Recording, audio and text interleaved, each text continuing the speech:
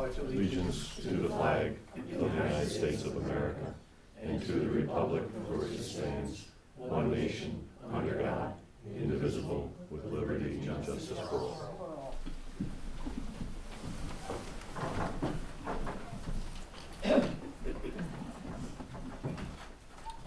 Okay, roll call, please. Mr. Costick. Here. Mr. Wood. Here. Mrs. Isabella is absent. Mr. Bosley. Here. Ms. Kelly. Here. Clerk is here. Mr. Faber. Here. Resolution number 60 to accept minutes of the previous meeting. Resolved that the minutes of February 5th, 2026 and February 12th, 2026 be accepted and the reading of the minutes be dispensed with. Do I have a motion? So moved. Tom, do I have a second? Second. Any discussion? Seeing none, all those in favor? Aye. Opposed? Carried. So just so everybody's aware, we do have a public comment section for the regular board meeting. And we do have a public hearing this evening on the proposed amendment to the zoning ordinance. That will start at 6:05. So I'm gonna open up the public comment section of the regular meeting. And I know we have Jerry Favreau here from the Clinton County Historical Association for a presentation. So my name is Jerry Favreau. I am president of the board at Clinton County Historical, and I am chair of the America 250 Committee for Clinton County. And I like to make sure that people understand our museum is located in the city of Plattsburgh. We are a county museum. We work very, very hard to make sure that when we do our exhibits and our programs that we include everybody, the whole county. Maybe not all at once, but over time. So, as part of America 250, we had a grant for $40,000, and one of the things that it paid for was we were able to purchase banners. So, it's the logo here was designed by the chamber. Every municipality in the county, 14 towns, 3 villages, the city, the county, all got one of these free of charge. A lot of the counties are doing their own banners, a lot of the towns are doing their own banners and doing their own thing. What we're trying to do is coordinate with everybody in the town to do programs. And America 250 is not only about the American Revolution and the Battle of Valcourt, it's about 250 years of our history. Our main focus this year, part of our main focus is the Battle of Valcourt, which it will be 250 years on October 11th. Benedict Arnold was a hero. No matter what ever happened after, he was a hero when he was here. If it had not been for him and his little ragtag Navy or Army, the Saratoga and the rest of it would have all been very different. So we are also highlighting him. But everybody is going to get one of these. I invite you to come. Watch our Facebook pages. Our website is clintoncountyhistorical.org. As we finalize events, we will be advertising them. Please come and share with us. And it's a celebration of independence, but it's a commemoration because of during the Battle of Plattsburgh or Battle of Valcourt, people died. So that's a commemoration, and the rest of it is a celebration. So thank you, and I invite all of you to come, and I brought you some little propaganda tonight. We have a nice little brochure that we did, and I also brought you our annual report. What we did for last year is 15 pages long, so it was hard to keep it that short. Thank you. Thank you. Thank you, Thank Jerry. you. Appreciate it very much. Okay. Thanks, Sherry. Yep.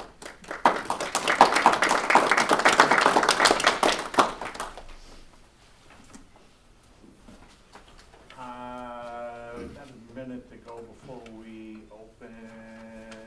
Jay, if you're set, can we do resolution 63, abstract 38-26? Resolved that the abstract of audited claims number 38-26 for $71,493.69. Abstract 3826 prepaid is in the amount of $291,233.01. Be received as reviewed by by the audit committee, and the supervisor is hereby authorized to pay said abstracts. Do I have a motion? So moved. And do I have a second? Second. Ilona, any discussion? Seeing none, all those in favor? Aye. Opposed? Carried. Right on the money. Meeting was called to order at 6 p.m. by the presiding officer at Town Hall on the Banker Road. Further notice is hereby given that the Town Board of the Town of Plattsburgh will meet and hold a public hearing thereon at the Town Hall located on the Banker Road in the Town of Plattsburgh, Clinton County, New York, on Thursday, March 5, 2026 at 6:05 p.m. Prevailing time in relation to the proposed amendment to the zoning ordinance. Do I have a motion to open the public hearing? So moved. Tom, do I have a second? Second. Dan, any discussion? Could I have a roll call vote, please? Mr. Wood, Yes. Mr. Bosley, Yes. Ms. Kelting, Yes. Mr. Costick. Yes. Hearing is open at 6:05 p.m. During the hearing, we will accept written comments into the public hearing, and we'll also open the public hearing to the floor for public comments. Did the town clerk receive any written comments regarding? We received two written comments from Patricia Barnett and from Andy Sanjur. Okay. And they will be, upon your action, entered into the record. Entered into the records. Each one of the counselors also received a copy of the written comments. And those will also be passed along with the packet to the planning board. Before we open up the floor to public comment, we did invite senior planner Trevor Cole here to do just a very short presentation on the amendment, or proposed amendment. So all yours, Trevor. Okay. Thank you. Thank you, Mr. Supervisor. By way of reminder of how we got to these amendments, a little ways back on January 15th, the town board resolved to instruct the Planning and Community Development Department to conduct research and make recommendations regarding standardized definitions for public building and use and their permitted locations in the town. On February 19th, you received that initial report from my department and reviewed those, and that report is here. It's publicly available on the town website right now, along with those recommendations. And so tonight I'm just gonna summarize what those recommendations were in the proposed changes to the zoning ordinance. Little reminder of why we're here. The town board did hear a lot from the public over the course of the last few months, and they did instruct us to listen and respond, and so that's why we're here today. So the current definition of public building and use, as is in the ordinance today, is a building used for public purposes by any department or branch of town, county, state, or federal government, including libraries, museums, post offices, police and sheriff substations, jail and rescue or fire stations. And these buildings or uses were allowed in all districts of the town except the medium density residential district. And so that would have represented about 29,000 acres of town. There's 29,147 acres zoned for development in the town. So the recommendation, after reviewing many zoning ordinances around the country, around New York State, reviewing planning documents from the American Planning Association, best practices around the country, the initial proposed new definition for consideration by the board would be public building use. A building or structure used for public purposes by any department or branch of the town, county, state, or federal government, including parks, libraries, museums, offices, courts, post offices, municipal infrastructure, police and sheriff substations, and rescue or fire stations. This definition does not include correctional facilities or facilities for the detention, confinement, treatment, or rehabilitation of persons arrested or convicted for the violation of civil or criminal law. And further, we revised the as I had mentioned, how public buildings and uses were allowed in all districts of the town except medium density residential. Upon review, we suggested that perhaps be limited, based upon certain incompatibilities. So the further recommendation is that the town board consider amending the Schedule A use table to allow public buildings in use in the following districts: R2, R5, NC, I, A1, A2, C, SC, T6, T5, T4, T3C, and SD. And this represents a 22.8% reduction in the area where such facilities would be permitted. We can come back to these particulars, but moving on. What we found, obviously, of public interest was the term jail, which had previously been in the definition of public building in use. Yes, sir? Would it be possible to speak a little bit louder? I'll do my best. Great, thank you. What is obvious to the board members and the public is that what fell under correctional facility, which was vaguely defined as jail under the previous definition under public building and use, really allowed, it was vague, just to say the least. So we did the same type of research for facilities around the country and around New York State, and along with definitions from the American Planning Association, and we've suggested that correctional facility get its own definition under the town zoning ordinance and its own suggested zones where it would be an allowed use. And so that proposed new definition that wasn't in the ordinance before is correctional facility: publicly or privately operated facility for the detention, confinement, treatment, or rehabilitation of persons arrested or convicted for the violation of civil or criminal law. Inmates and detainees are under 24-hour supervision by professionals, except when on approved leave. If the use otherwise complies with this definition, a correctional facility may include, by way of illustration, a prison, jail, juvenile detention facility, customs and immigration detention facility, or probation center. And we offered the following recommendation, is that that use only be permitted in the I industrial district, where such intense uses may be compatible and public utilities like public water, natural gas, sewer exist. And this would represent a 97.4% reduction in the area where such facilities would be permitted in the town. Out of the 29,147 acres of area zoned for development in the town, industrial is only 763 of those acres. So that's where that number is derived from. And the last slide is simply the purple on that map is where such uses would be permitted.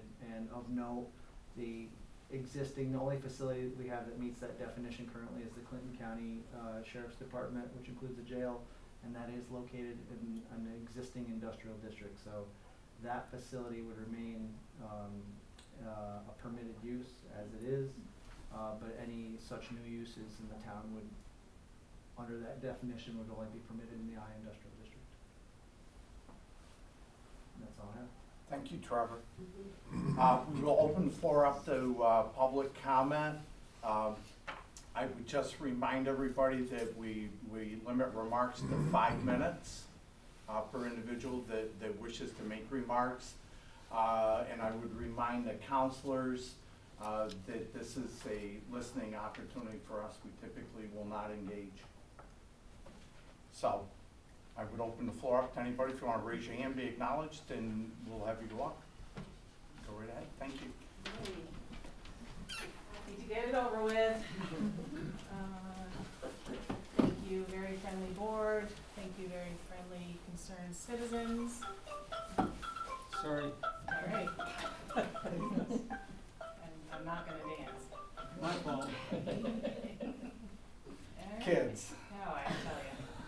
I don't know, I'm not very good with this, okay, it just, It's it all goes good. on, but I don't want to. Are you good now? Yeah. All right. Good evening. My name is Lois Roberts, and I am speaking tonight on behalf of Patricia Barnett, who submitted written comments to the board, but unfortunately could not attend this evening. Patricia asked me to thank the town board for taking up this amendment and revisiting how detention or correctional facilities are treated in the zoning ordinance.